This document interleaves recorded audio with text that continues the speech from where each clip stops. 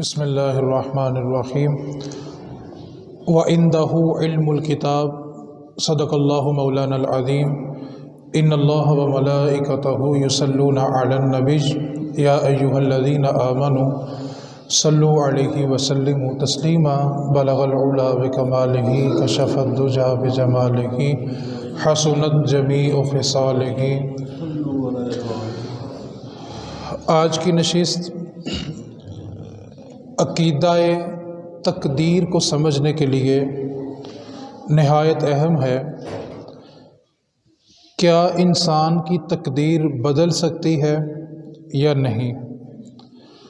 دوسرا سوال کہ جو لکھا جا چکا ہے تو کیا انسان اس کے آگے مجبور ہے کہ جو لکھا جا چکا بس وہی ہوگا، انسان کچھ نہیں کر سکتا؟ ان بنیادی سوالات کو سمجھنے کے لیے تھوڑی توجہ چاہیے۔ اللہ تعالیٰ نے ایک مسلمان کے لیے جن چیزوں پر ایمان لانا ضروری قرار دے دیا ان میں سے ایک چیز تقدیر بھی ہے۔ جیسے اللہ پر ایمان لانا، اس کے رسولوں پر ایمان لانا، اس کے فرشتوں پر ایمان لانا، اس کے نبیوں پر ایمان لانا، آخرت کے دن پر ایمان لانا، اسی طرح اچھی اور بری تقدیر پر ایمان لانا بھی ضروری ہے۔ سب سے پہلے ایک بات کو توجہ کے ساتھ سمجھ لیں تاکہ یہ سارا مسئلہ سمجھنا پھر آسان ہو جائے گا۔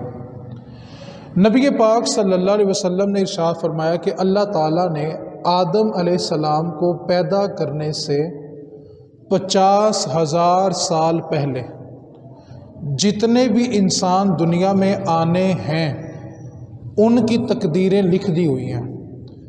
ابھی آدم علیہ السلام کا وجود نہیں ہے، 50,000 سال پہلے جتنے بھی انسان دنیا میں آئیں گے ان سب کی تقدیریں لکھی جا چکی ہیں۔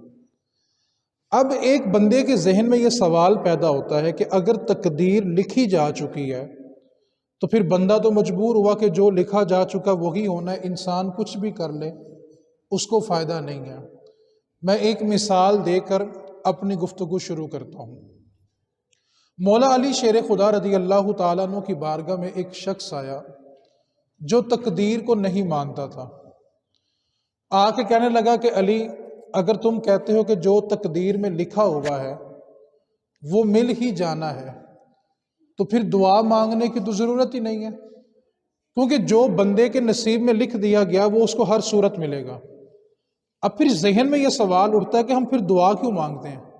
دعا مانگیں یا نہ مانگیں، جو نصیب کا رزق ہے، نصیب کی دولت ہے، نصیب کی چیزیں ہیں، وہ تو مل جانی ہے، تو پھر دعا مانگنے کی تو حاجت ہی نہیں ہے۔ تو اس نے آ کر یہی اعتراض مولا علی سے کیا کہ علی، جب تقدیر کا لکھا مل ہی جانا ہے تو پھر ہم دعا کیوں مانگتے ہیں؟ اس کو علم نہیں تھا کہ سوال کس سے کیا۔ وہ علی ہیں جو شہر مصطفیٰ کا دروازہ ہے۔ اب مولا علی سے سوال کیا کر رہا ہے کہ اگر تقدیر کا لکھا ملنا ہے تو پھر ہم دعا کیوں مانگتے ہیں؟ مولا علی نے ایک ہی جملہ بولا اور قیامت تک کے ان انسانوں کا مسئلہ حل کر دیا جو اس بارے میں پریشان تھے۔ فرمایا تیرا سوال یہ ہے کہ اگر تقدیر کا لکھا مل ہی جانا ہے تو پھر ہمیں دعا نہیں مانگنی چاہیے۔ آپ نے فرمایا ہو سکتا ہے تیری تقدیر میں یہی لکھا ہو کہ تو دعا مانگے گا تو دوں گا، نہیں مانگے گا تو نہیں دوں گا۔ تو ہو سکتا ہے کہ تقدیر ہی یہ ہو کہ تو مانگتا رہے گا تو دیتا رہوں گا، تو مانگنا چھوڑ دے گا میں دینا چھوڑ دوں گا۔ تو تقدیر تو رب جانتا ہے نا کہ اس کی تقدیر میں کیا لکھا ہوا ہے۔ تو اس واسطے ہو سکتا ہے کہ اللہ نے ہماری تقدیر میں یہی لکھا ہو کہ تو 5 سال تک کوئی چیز مانگتا رہ پھر ہی تجھے دوں گا، اگر تو نے مانگنا چھوڑ دی تو میں بھی دینا چھوڑ دوں گا۔ تو اس واسطے تقدیر کو آج کی نشست میں سمجھنا بڑا اہم ہے، کیونکہ آج کل جب یہ عامل بابا کا رش ہو گیا نا تو ہم نے طرح طرح کے اشتہار پڑھے کہ ہر قسم کی تقدیر بدل جاتی ہے، فلاں ذریعے سے یہ ہو جاتا ہے۔ آج آپ نے ان باتوں کو سمجھنا ہے۔ بنیادی طور پر تقدیر کی 3 قسمیں ہیں۔ کتنی قسمیں ہیں؟ ساتھ ساتھ بولیں گے تو انشاءاللہ مجھے اللہ کی بارگاہ میں یقین ہے کہ آپ کا یہ آج تقدیر والا مسئلہ آ جائے۔ کتنی قسمیں ہیں جی؟ پہلی تقدیر کو کہتے ہیں مبرم۔ کیا کہتے ہیں؟ پھر بولیں۔ یہ وہ تقدیر ہوتی ہے جو کسی صورت میں تبدیل نہیں ہوتی۔ جیسے ابراہیم علیہ السلام نے قوم لوط کے بارے میں دعا مانگنا چاہیے، قرآن میں اس کا تذکرہ ہے، تو اللہ تعالیٰ نے اپنے نبی کو دعا مانگنے سے منع فرما دیا، اور منع فرمایا کہ بھئی آپ نے اس قوم کے بارے میں دعا نہیں کرنی۔ اس کی وجہ یہ تھی کہ اللہ تعالیٰ نے قوم لوط کے بارے میں عذاب کا فیصلہ کر لیا ہوا تھا کہ اس قوم کو ہر صورت عذاب ہوگا۔ اب یہ وہ تقدیر تھی جو بدل نہیں سکتی تھی، اور ایسی تقدیر سے اللہ اپنے نبی کو دعا کرنے سے ہی منع فرما دیتا ہے، کیونکہ نبی کی دعا رد نہیں ہوتی، اس لیے دعا مانگنے سے پہلے ہی اللہ اپنے نبی کو روک دیتا۔ جیسے نوح علیہ السلام نے جب کشتی تیار کر لی تو سگے بیٹے نے کشتی میں بیٹھنے سے انکار کر دیا، تو جب آپ دعا مانگنے لگے تو رب نے منع فرما دیا کہ نوح وہ تیری اہل میں سے نہیں ہے، وہ تیرے خاندان میں سے نہیں ہے، آپ اس کے بارے میں دعا نہ کریں۔ تو پہلی تقدیر کی قسم وہ ہوتی ہے جو کسی صورت تبدیل نہیں ہوتی۔ اللہ کا نبی بھی اس کے بارے میں دعا کرنا چاہے تو اللہ اپنے نبی کو دعا سے منع فرما دیتا ہے، جیسے ابراہیم علیہ السلام کو قوم لوط کے بارے میں دعا کرنے سے منع فرما دیا۔ دوسری قسم ہوتی ہے مبرم مشابہ، یہ وہ تقدیر ہوتی ہے جو اللہ کے مقبول بندوں کی دعا سے بدلتی ہے۔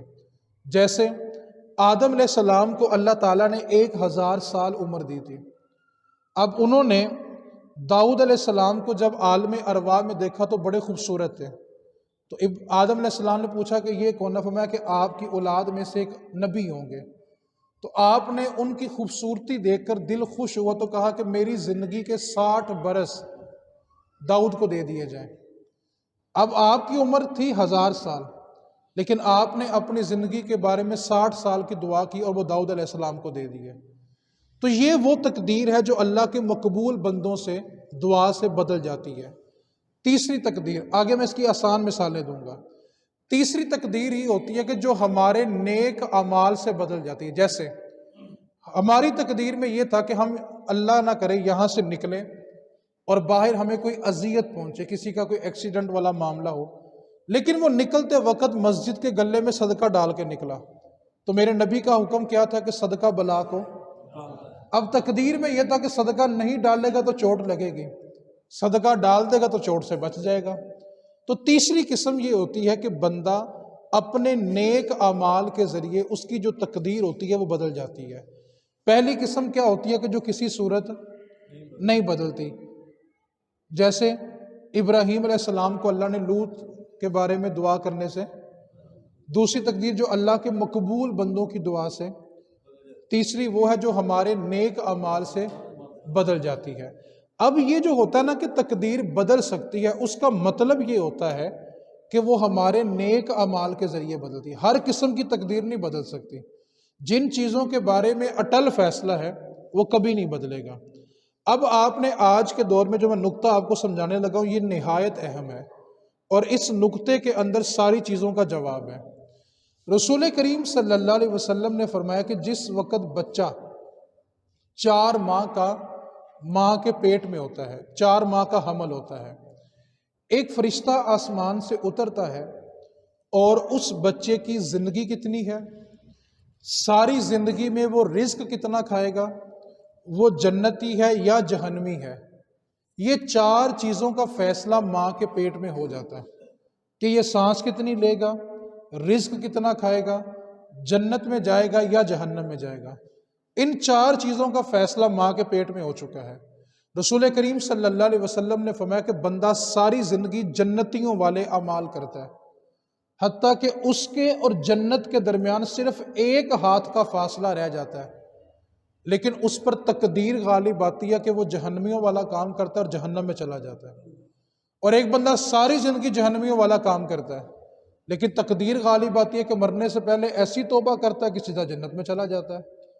مثال، حضور ایک غزوے کے لیے نکلے تو رستے میں ایک دیہاتی ملا جو بکریاں چرا رہا تھا، حضور کو دیکھا تو دیکھتے ہی رہ گیا، پوچھنے لگا آپ کون ہیں؟ کہا میں اللہ کا نبی بن کے آیا ہوں۔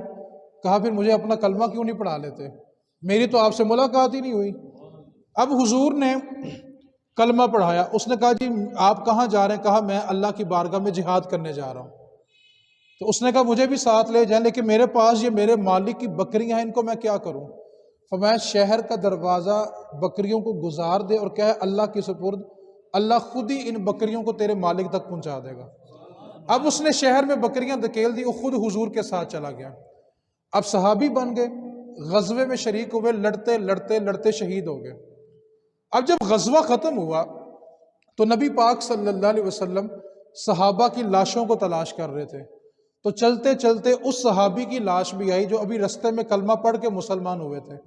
نبی پاک صلی اللہ علیہ وسلم نے اس کے سرانے کھڑے ہو کے بڑا خوبصورت جملہ بولا، صحابہ دیکھو، عمل کوئی بھی نہیں کیا، سیدھا جنت میں چلا گیا ہے۔ نہ نماز ہے، نہ روزہ ہے، نہ حج ہے، نہ زکوٰۃ ہے، نہ صدقہ ہے، نہ خیرات ہے، نہ حسن سلوک ہے، کچھ بھی نہیں ہے۔ ابھی کلمہ پڑھا، ابھی جہاد کیا، ابھی قتل ہوا، ابھی جنت میں چلا گیا۔ تو یہ تقدیر ہے کہ بندہ ساری زندگی جہنمیوں والے کام کرتا ہے، آخر میں جنت، اور ساری زندگی جنتیوں والے کام کرتا ہے۔ آپ دیکھتے نہیں بڑے بڑے ولی کہلانے والے بھی، لیکن جب تقدیر غالب آتی ہے تو ایمان سے ہاتھ دھو بیٹھتے ہیں۔ بلعم بعورہ، یہ ایک کتے کی شکل میں ایک بندہ جہنم میں جائے گا۔ بنی اسرائیل کا یہ شخص تھا جو مستجاب الدعوات تھا۔ مستجاب الدعوات اس بندے کو کہتے ہیں جو دعا کے لیے ہاتھ اٹھائے تو ہاتھ نیچے ہونے سے پہلے پہلے دعا قبول ہو، اس کو مستجاب الدعوات کہتے ہیں۔ اور یہ کوئی بننا مشکل نہیں ہے۔ حضور کے ایک صحابی ہیں، انہوں نے حضور سے آ کے پوچھا کہ حضور میں بھی اس مستجاب الدعوات بننا چاہتا ہوں کہ میں دعا کے لیے ہاتھ اٹھاؤں تو نیچے ہونے سے پہلے پہلے میری دعا قبول ہوئے، میں کیا عمل کروں؟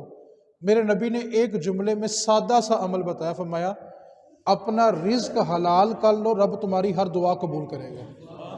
ہماری دعاؤں میں جو رکاوٹ ہوتی ہے بعض اوقات وہ رزق کی وجہ سے ہوتی ہے، کیونکہ بندہ جھوٹ بولتا ہے پیٹ کی خاطر، غیبت کرتا ہے پیٹ کی خاطر، کسی کو دھوکہ دے گا پیٹ کی خاطر۔ فرمایا تم رزق حلال کر لو، حلال کماؤ، حلال کھاؤ، اللہ تمہاری دعاؤں کو قبول فرمائے گا۔ تو اب جو تقدیر ہے، اب 4 چیزوں کا فیصلہ ہو گیا ماں کی پیٹ میں کہ اس کی عمر کتنی ہے، اس کا رزق کتنا ہے، جنتی ہے یا۔ اب سوال یہ پیدا ہوا کہ اگر ہمارا رزق لکھا جا چکا ہے پھر ہمیں کمانے کی حاجت ہی کیا ہے؟ تو ہو سکتا ہے کہ تقدیر میں لکھا یہ ہوگا کمائے گا تو دوں گا، نہیں کمائے گا تو نہیں دوں گا۔ اب اس بات کو آپ نے سمجھنا، بس میں سمیٹنے کی طرف آ گیا ہوں۔ بڑا توجہ طلب جملہ ہے۔ رسول کریم صلی اللہ علیہ وسلم ایک دن اپنے حجرے سے باہر تشریف لائے، دیکھا کہ صحابہ نا تقدیر کے مسئلے میں بحث کر رہے تھے۔ نبی پاک صلی اللہ علیہ وسلم کے کانوں میں آواز پڑی کہ یہ صحابہ تقدیر کے مسئلے میں الجھے ہوئے ہیں کہ تقدیر کیا ہے، لکھا گیا ہے، کیا کریں۔ تو نبی پاک صلی اللہ علیہ وسلم کے رخسار سے اتنا غصہ ظاہر ہوا، صحابہ کہتے ہیں جس طرح انار کے دانے سرخ ہوتے ہیں، حضور کا چہرہ انور سرخ ہو گیا۔ اور فرمایا کیا میں تم میں اس لیے بھیجا گیا تھا کہ میرے ہوتے ہوئے بھی تم تقدیر کے مسئلے میں لڑو گے؟ اب اگلا جملہ حضور کا سنیے گا، آج کے سکالروں کے لیے، اس لبرل طبقے کے لیے جو ہر مسئلے کو الجھانا چاہتے ہیں، میرے نبی نے فرمایا کہ تمہارے لیے یہ جائز ہی نہیں کہ تم تقدیر کے مسئلے میں بحث کرو۔ رسول کریم نے منع فرما دیا کہ تقدیر کے مسئلے میں الجھنا نہیں ہے۔ ہم کہتے ہیں کہ اگر میں یہ کر لیتا تو یہ ہو جاتا، اگر میں یہ کرتا تو یہ ہو جاتا۔ اور میرے بھائی تیرے میرے اگر مگر سے کچھ نہیں ہوتا، ہوتا وہی ہے جو میرے خالق کی رضا ہوتی ہے۔ یہ صرف ہمارا اگر مگر ہے۔ اب خلاصہ کلام ہے تقدیر کے مسئلے کا، اگر آپ نے ان جملوں کو سمجھ لیا تو انشاءاللہ آپ کا مسئلہ حل ہو جائے گا۔ ہمارے ذہنوں میں ایک بات بٹھائی جا رہی ہے کہ ہم تقدیر کے آگے مجبور ہیں، کہ جو لکھ دیا گیا ہم مجبور ہیں۔ آپ توجہ فرمائیں گے تو مسئلہ سمجھ آ جائے گا۔ ابھی ہم میں سے کوئی شخص اٹھ کر اپنے گھر چلا جائے اور جا کر وہ پانی کا گلاس پیتا ہے، اب بتائیں وہ پانی ہمارے نصیب کا تھا، اللہ تعالیٰ کو وہ پانی ہمارا پینا پہلے سے پتا تھا کہ نہیں تھا؟ یعنی جو ہم نے کرنا ہے سال بعد وہ اللہ کے علم میں ہے، جو ہم نے کرنا تھا وہ اللہ نے ہماری تقدیر میں لکھا ہے۔ ایسا نہیں کہ لکھ کر مجبور کیا ہو کہ میں نے لکھ دیا اب تم نے یہی کرنا۔ اب مثال کے طور پہ ہم یہاں سے نکلتے ہیں، ہم دائیں جائیں یا بائیں جائیں ہمارا اختیار ہے، ہم گار جا کے کھانا کھائیں یا پانی پئیں ہمارا اختیار ہے، پلے سے کھائیں کہ کسی کو پٹیک ڈال دیں یہ ہمارا، لیکن جو ہم نے کرنا تھا وہ خالق کے علم میں تھا۔ تو جو ہم نے کرنا تھا وہ اللہ کے علم میں تھا، اللہ نے وہ ہماری تقدیر میں لکھا۔ لکھ کر مجبور نہیں کیا کہ میں نے لکھ دیا اب تم یہی کام کرو۔ اب کوئی بندہ کہتا دیکھو جی میں نے زنا کر لیا، مجھ سے زنا ہو گیا، میری تو تقدیر میں لکھا ہوا تھا، تو کسی نے اس کو مجبور نہیں کیا کہ تم نے زنا کرنا ہے، لیکن اللہ کو علم تھا کہ یہ بندہ زنا کرے گا، تو اللہ نے وہ چیز اس کی تقدیر میں لکھی۔ تو خلاصہ کلام تقدیر کا یہ ہے کہ اللہ نے چیزیں لکھ کر بندوں کو مجبور، بلکہ جو ہم نے کرنا تھا وہ اس کے علم میں تھا، تو اس نے وہ ہماری تقدیر میں لکھ دیا۔ اس کو ایک سادہ سی مثال سے سمجھیں۔ وہ ایک بندہ تھا نا، وہ انگور کے باغ میں چلا گیا اور اس نے جا کے نا انگور توڑے اور کھانے شروع کر دیے۔ اتنے میں باغ کا مالک آ گیا، تو اس نے کہا بھائی تم مجھ سے پوچھے بغیر میرے باغ کے انگور توڑ کے کھاتا جا رہا ہے۔ اس نے کہا مجھے کیا پوچھ رہا ہے، خدا کا بندہ، خدا کی مرضی سے خدا کے انگور کھا رہا ہے، خدا سے پوچھ کے مجھے کیوں کھلا رہا ہے؟ میں تو مجبور ہوں، خدا کا بندہ ہوں، خدا کی مرضی ہے تو توڑ کے کھا رہا ہوں نا، میں تو جواب دینے کیونکہ یہ میری تقدیر میں لکھے ہوئے تھے۔ اب وہ باغ کا مالک بڑا سیانہ تھا، اس نے خادم کو کہا کہ رسی لے کے اس کو درخت سے باندھ ذرا، اس کو باندھا، اس نے پکڑا ڈنڈا، دو چار مارے تو چیخیں مارے، کہتا مجھے کیوں مار رہے ہو؟ کہتا میں کیا کروں، خدا سے پوچھ، خدا کی رسی، خدا کا بندہ، خدا کا ڈنڈا، اس کی مرضی سے خدا کے بندے کو مار رہا ہے، اس سے پوچھ تجھے مار کیوں پڑوا رہا ہے؟ تو یہ لوگوں نے عجیب ٹرینڈ بنا لی کہ ہم تقدیر کے آگے مجبور ہیں۔ اب مثال کے طور پہ توجہ فرمائیں، اگر ہم کتے کو پتھر ماریں تو کتا پتھر کو کاٹتا ہے کہ انسان کو کاٹتا ہے؟ لگا تو اس کو پتھر تھا، جو چیز اس کو لگے بندہ اس کو کاٹے، لیکن وہ کاٹتا پتھر کو نہیں ہے، کس کو کاٹتا ہے؟ یعنی اتنا مسئلہ کتا بھی سمجھتا ہے کہ پتھر بیچارہ مجبور ہے، کام سارا انسان نے کیا ہے، انسان مجبور نہیں ہے، پتھر مجبور ہے۔ تو اس واسطے تقدیر یہ ہے کہ جو ہم نے کرنا تھا وہ میرے اللہ کے علم میں تھا، وہ اس نے ہماری تقدیر میں لکھ دیا۔ ایسا نہیں کہ اس نے لکھ کر ہمیں مجبور کیا ہو کہ میں نے لکھ دیا اب تم نے یہی کام کرنا ہے۔ ہم اچھا کریں یا برا کریں، اللہ نے انسان کو صاحب اختیار بنایا ہے کہ تمہیں اختیار دے دیا کہ تم نے اچھے کام کرنے ہیں یا برے کام کرنے ہیں۔ اب کوئی بندہ گناہ کرے اور بعد میں یہ کہتا ہے بھائی جی میرے تو نصیب میں یہ لکھا ہوا تھا اس لیے میں نے یہ کر لیا، تو جو انسان نے کرنا تھا وہ میرے اللہ کے علم میں تھا۔ اب چار چیزیں کہاں پہ لکھی گئی ہیں؟ ماں کے، لکھی کس نے؟ اللہ کے فرشتے نے۔ اب یہاں پر ایک عقیدہ بھی سمجھنے والا، جن کو عقیدہ سمجھ نہیں نہ آتا، عقیدہ سمجھنے والا ہے، اللہ نے فرشتہ بھیجا تو اس نے چار چیزیں لکھی، بندے کی عمر کتنی ہے، رزق کتنا ہے، جنتی ہے کہ جہنمی ہے۔ یعنی فرشتہ جانتا ہے کہ یہ جنتی ہے یا یار فرشتہ جانتا تو اللہ کا نبی نہیں جانتا؟ او بھائی اللہ کا نبی نہیں جانتا، فرشتوں کو پتا کہ اس بندے نے کتنا جینا ہے، اور اگر اللہ کا نبی جانتا ہو، فرشتے کو پتا ہے کہ اس کا رزق کتنا ہے، اس نے کس وقت کیا کھانا ہے، فرشتے کو پتا ہے کہ یہ جنتی ہے یہ جہنمی ہے۔ تو جب اللہ کی مخلوق فرشتوں کو علم ہے تو جن کے لیے کائنات بنائی ہے اس محمد مصطفیٰ کو نہیں پتا ہوگا؟ یار عجیب دھوکے میں مخلوق کو ڈالا ہوا ہے۔ تو شب برات کا مطلب کیا ہوتا ہے؟ بس اس بات کو سمجھا کے میں دعا کی طرف چلتا ہوں۔ شب براءت کا مطلب کیا ہے؟ ہم کہتے ہیں جی اس رات ہمارے نامہ اعمال تبدیل ہوتے ہیں۔ کیا کہتے ہیں جی؟ تبدیل ہوتے ہیں۔ اس کو سمجھیں یہ نامہ اعمال تبدیل کیا ہے۔ مثال کے طور پہ آپ نے دیکھا ہوگا کہ 2020 کی ڈائری چھپتی ہے، پھر سال بدلے تو کیلنڈر نیا آتا ہے، ڈائری بھی نئی آتی ہے۔ آنے والا جو سال ہوتا ہے نا، اللہ تعالیٰ اس سال کا جتنا معاملہ ہوتا ہے اس کی ڈائریاں فرشتوں کو دے دیتا ہے۔ اس رات کا نام شب برات ہے۔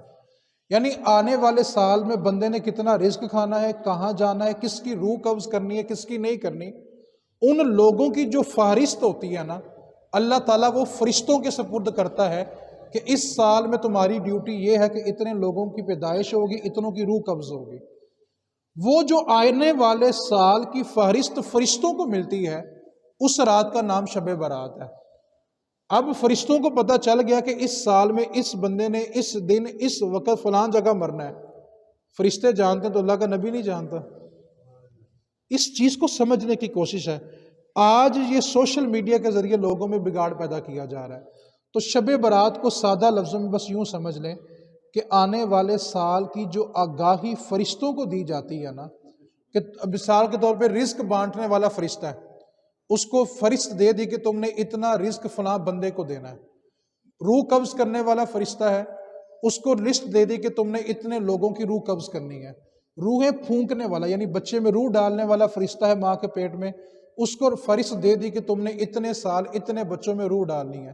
بارش برسانے والا فرشتہ ہے، اس کو بتا دیا کہ تم نے اس دن اتنی دیر کے لیے بارش برسانی ہے. یعنی ہر فرشتے کو جو اس کی ڈیوٹی آنے والے سال کی بتائی جاتی ہے نا، اس کا نام شب برات ہے.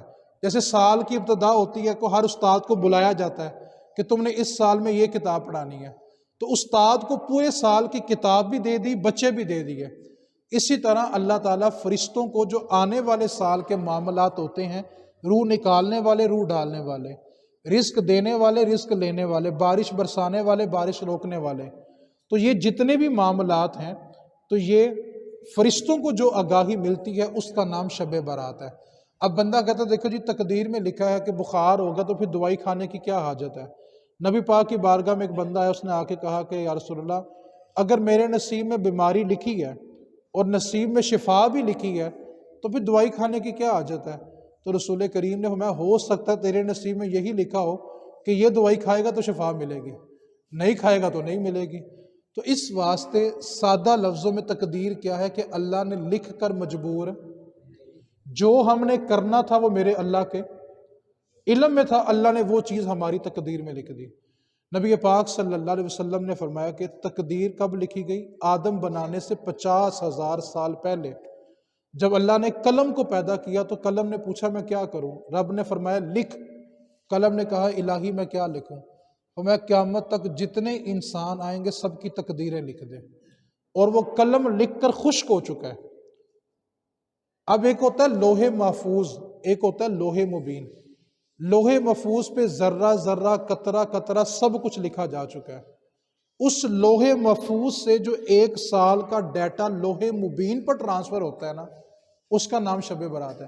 مبین کا معنی ہوتا ہے کھلا ہوا، ظاہر، نظر آنے والا. تو اللہ کے جو مقرب لوگ ہوتے ہیں وہ سر اٹھا کے لوح مبین کو دیکھ دیتے ہیں اور پھر بتاتے ہیں کہ اب یہ کیا ہوگا، کیونکہ مبین کا معنی ہی ظاہر ہے، تو جو ظاہر ہو وہ سب کو نظر بھی آتا ہے. تو اس واسطے اللہ تعالیٰ نے تقدیر لکھ کر بندہ مجبور، بلکہ جو انسانوں نے کرنا تھا وہ میرے اللہ کے علم میں تھا، اس لیے اللہ نے وہ چیزیں ہماری تقدیر میں لکھ دی. اور ماں کے پیٹ میں 4 چیزوں کا تذکرہ ہو چکا ہے. اب آج کل کچھ لوگ یہ بھی سوچتے ہیں یار جب ماں کے پیٹ میں رزق لکھ دیا گیا ہے تو پھر مشقت کی کیا حاجت ہے. تو ہو سکتا ہے نصیب یہی ہو کہ کمائے گا تو دوں گا، نہیں کمائے گا تو. وہ شیخ سعدی رحمۃ اللہ علیہ جنگل میں گئے تو دیکھا کہ ایک بیڑیا جس کی 4 ٹانگیں نہیں ہیں، شکار ہی نہیں کر سکتا. تو آپ سوچنے لگے کہ ایک جانور ہے، بے زبان ہے، اس کے شکار کا ذریعہ اس کی ٹانگیں ہیں اور اس کی 4 ٹانگیں نہیں ہیں، تو یہ شکار کیسے کرتا ہے، زندہ کیسے ہے، یہ کھاتا پیتا کیسے ہے. آپ اس چیز کو دیکھنے کے لیے بیٹھ گئے، اتنے میں ایک شیر آیا، اس نے ہرن کا شکار کیا، کھایا پیا، جو بچا کچا تھا وہ چھوڑ کے چلا گیا. اب وہ بیڑیا اپنے آپ کو، گیدڑ اپنے آپ کو رینگتے بچے کچے کے پاس گیا، کھایا اور اللہ کا شکر ادا کیا. شیخ سعدی کہنے لگا اب تو کتنا کمال ہے، ایک بے زبان جس کے شکار کا ذریعہ ٹانگیں بھی نہیں تھی، تو نے پھر اس کو بیٹھے بٹھائے رزق دیا. میں تو پھر انسان ہوں، اشرف المخلوقات ہوں، اور اگر میں بیٹھ جاؤں تو کیا مجھے بیٹھے بٹھائے رزق نہیں ملے گا؟ حاطف غیبی سے آواز، شیخ سعدی گیدڑ نہ بن، شیر بن، خود بھی کھا لوگوں کو بھی کھلا. اور گیدڑ بنے گا تو لوگوں کا بچا کچا کھائے گا. تو جو ہمارے نصیب میں ہے وہ ہمیں ہر صورت ملے گا. مولا علی کی بارگاہ میں ایک شخص آیا، اس نے کہا کہ آپ کا عقیدہ ہے کہ جو نصیب کا رزق ہے وہ مل جاتا ہے.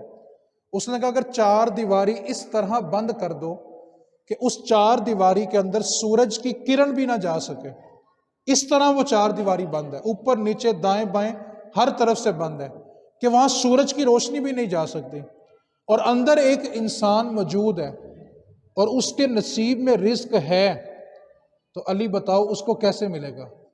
جہاں سورج کی کرن نہیں جا سکتی اس بندے کے نصیب کا رزق کیسے جائے گا؟ آپ نے فرمایا بتا جو بندہ 4 دیواری کے اندر ہے، وہاں سورج کی کرن بھی نہیں جا سکتی، بتا اگر اس بندے کا آخری وقت آ جائے تو وہاں اسرائیل روح لینے جائے گا کہ نہیں جائے گا؟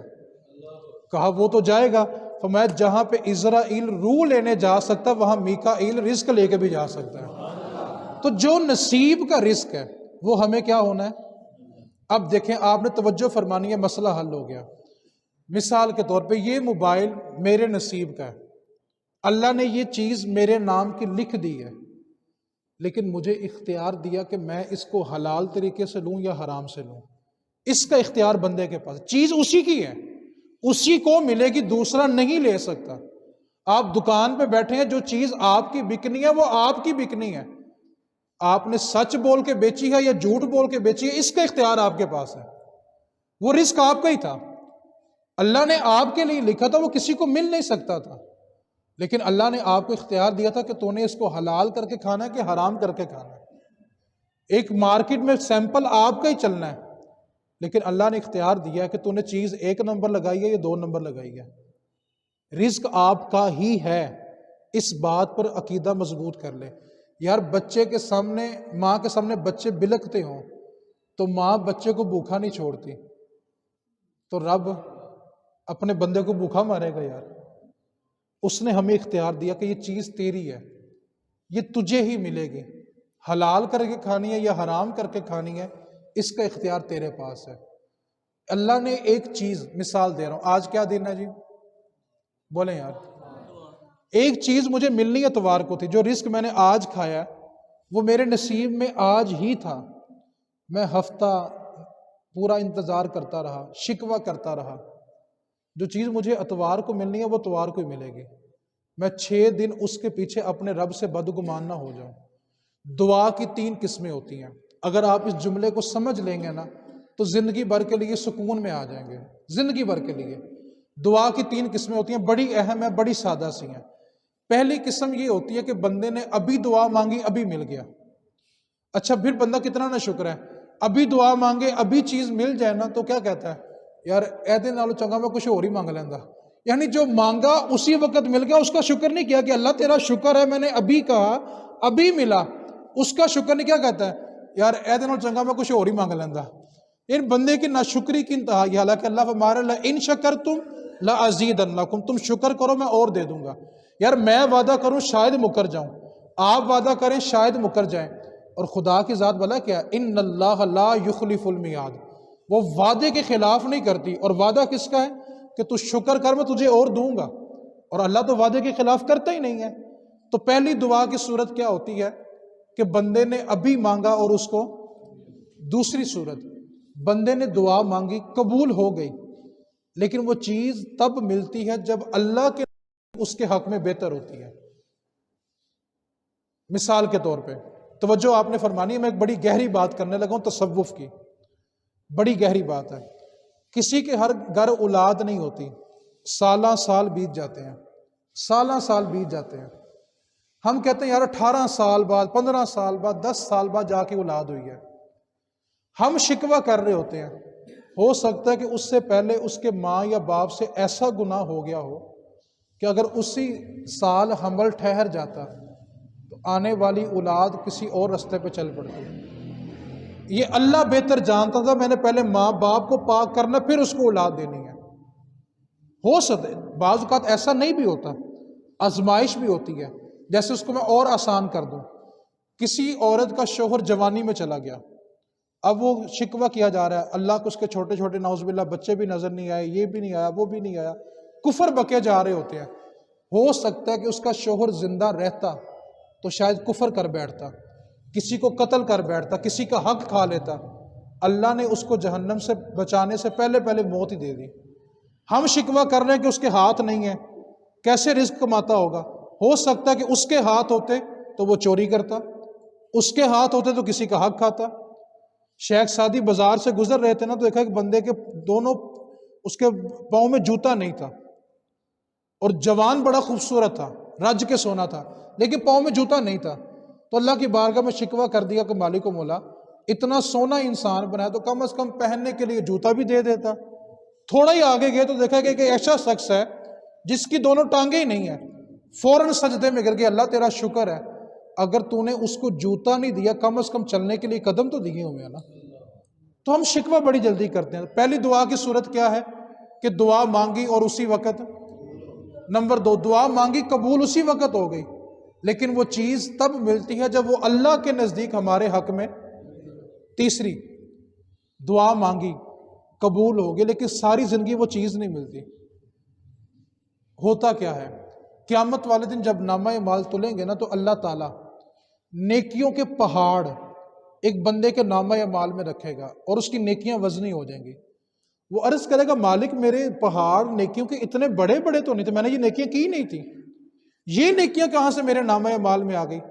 تو رب فرمائے گا بندے تو دنیا میں مجھ سے مانگتا رہا، تب تیرے حق میں بہتر نہیں تھا، لیکن تو نے مانگا اپنے رب سے تھا، میں تیری ساری دعائیں جمع کرتا رہا اور آج نیکیاں بنا کے تجھے جنت عطا فرما رہا ہوں۔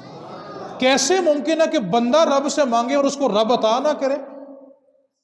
اسی وقت ملے گا، بہتر وقت آنے پہ ملے گا، اگر دنیا میں نہ بھی ملے تو وہ نیکیاں بن کے ہمارے نامہ اعمال میں آئے گا اور ہم سیدھا جنت میں چلے جائیں گے۔ حدیث پاک کے الفاظ سنیں، آپ کا ایمان تازہ ہو جائے گا۔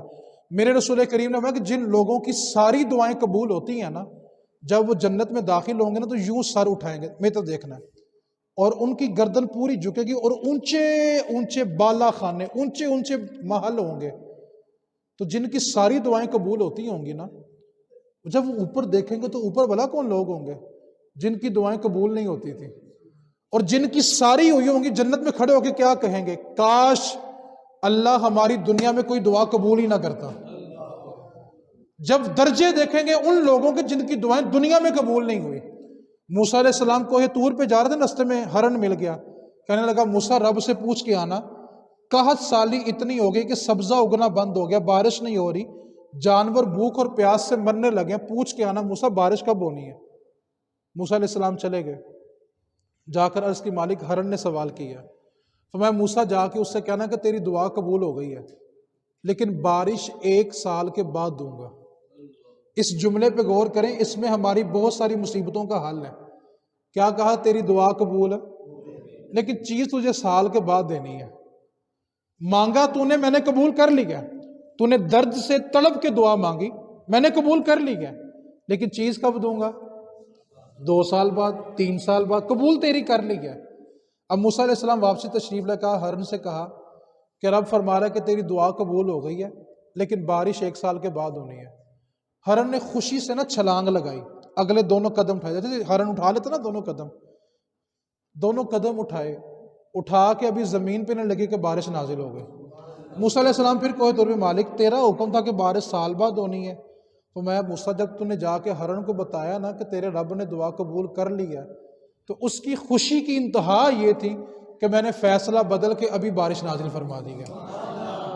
تو بعض اوقات نا ہم کسی چیز کے لیے بڑے رو رو کے، بڑے درد کے ساتھ تڑپ کے دعا مانگتے ہیں، اور ایک عرصے کے بعد ہم اس کے بارے میں دعا مانگنا چھوڑ دیتے ہیں، اور جملہ بھلا کیا بولتے ہیں؟ میں نے یہ معاملہ اللہ پہ چھوڑ دیا۔ تو بھائی آپ پہلے ہی اللہ پہ چھوڑ دو، اس کے نزدیک بہتر ہوگا تو ہمیں مل جائے گا۔ تو اس واسطے جب ہم مانگتے ہیں دعا قبول ہو جاتی ہے۔ ایک بات کو میں اور بتا دوں، دعا قبول ہونے کی اور بڑی نشانی ہے۔ ہو سکتا ہے کہ آپ ایک چیز مانگ رہے ہوں، اس جملے پہ توجہ کریں گے تو آپ اللہ کی ذات پہ اور بھروسہ کرنے لگیں گے۔ مثال کے طرف دیکھنا ہے، آپ 1 سال تک ایک موبائل کے لیے دعا مانگتے رہے، یہ نہیں ملا، لیکن بن مانگے یہ مل گیا۔ مانگتے آپ اس کو رہے لیکن آپ کو ملا، لیکن اس کے لیے آپ نے دعا مانگی کیوں بلا؟ اللہ جانتا تھا یہ بہتر نہیں ہے، یہ بہتر ہے۔ وہ آپ کو خالی نہیں لٹاتا یار، مالک ہے، خالق ہے، اس کے بندے اسی سے نہیں مانگے تو کہاں جائیں گے یار۔